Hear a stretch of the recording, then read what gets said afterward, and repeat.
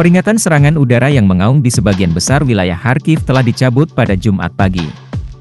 Juga, serangan Ukraina dilaporkan menghancurkan lebih dari satu pesawat tempur Rusia serta infrastruktur di pangkalan udara Belbek di Crimea yang diduduki. Simak sejumlah peristiwa lain dalam perang Rusia-Ukraina hari ke-814 berikut ini. 1. Panglima tertinggi Sekutu Eropa, SACEUR, Christopher Cavoli, menyebut Rusia tidak lagi punya cukup kekuatan untuk membuat terobosan besar di Ukraina setelah melancarkan serangan di wilayah Kharkiv, Kamis, 16 Mei 2024. Yang lebih parah lagi, mereka tidak memiliki keterampilan dan kemampuan untuk melakukan hal tersebut, ucap jenderal tersebut. 2. Pada Kamis, 16 Mei 2024, Ukraina mengaku pihaknya berupaya menstabilkan garis depan di wilayah Kharkiv. Berdasarkan data dari Institute for the Study of War, ISW, Moskow baru saja merebut 278 km persegi wilayah Ukraina, antara tanggal 9 hingga 15 Mei 2024 kemarin. Dapat dikatakan kalau ini merupakan perolehan teritorial terbesar Rusia sejak pertengahan Desember 2022 kemarin. 3. Jurnalis The Guardian dan Sabbath melaporkan kemajuan pesat Rusia di Kharkiv menimbulkan pertanyaan serius terkait kemampuan Ukraina mempertahankan diri. Rusia telah mengirimkan pesan mengenai operasi tersebut sebelumnya dan Ukraina sudah diperingatkan oleh intelijen Barat, terang Sabbath. Menurutnya, situasi tersebut merupakan tindakan bunuh diri bagi Ukraina. 4. Presiden Ukraina, Volodymyr Zelensky bertemu dengan para pemimpin militer di kota Kharkiv.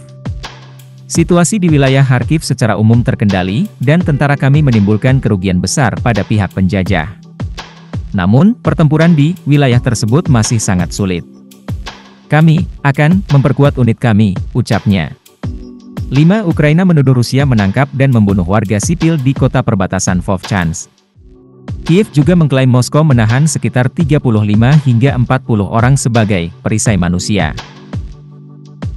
Menurut informasi operasional, militer Rusia, yang berusaha mendapatkan pijakan di kota, tidak mengizinkan penduduk setempat untuk mengungsi, kata Menteri Dalam Negeri, Igor Klimenko. Senada dengan laporan ini, Kepala Departemen Investigasi Kepolisian Kharkiv, Sergei Bolfinov menyebut Moskow mulai menculik dan membawa mereka ke ruang bawah tanah.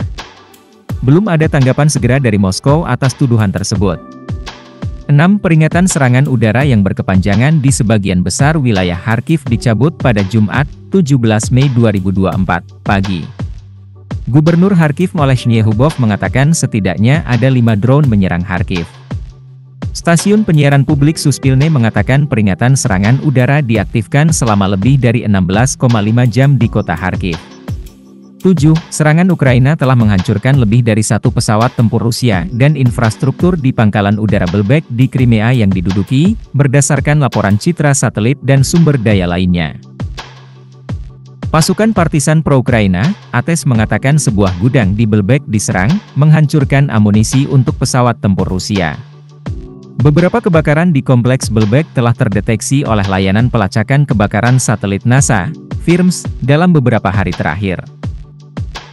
Serangan Ukraina yang menggunakan rudal ATACMS dianggap berhasil dihalau oleh otoritas pendudukan, sejalan dengan bahasa resmi Rusia yang meremehkan operasi Ukraina.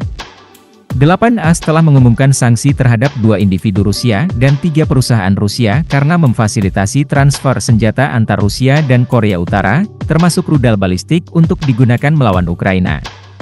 Adik perempuan Kim Jong-un, Kim Yo-jong membantah adanya pertukaran senjata dengan Rusia, media pemerintah KCNA melaporkan. 9. Dana Moneter Internasional, IMF, akan memulai misi baru di Ukraina dalam beberapa minggu mendatang. IMF bakal mengkaji program pinjaman sebesar 15,6 miliar dolar dan perkembangan ekonomi terkini, kata juru bicara IMF Julie Kozak. Misi peninjauan pinjaman juga akan merevisi analisis IMF mengenai keberlanjutan utang Ukraina. IMF menilai perekonomian Ukraina telah menunjukkan ketahanan yang luar biasa, meskipun prospeknya masih dipengaruhi oleh ketidakpastian yang sangat tinggi terkait perang.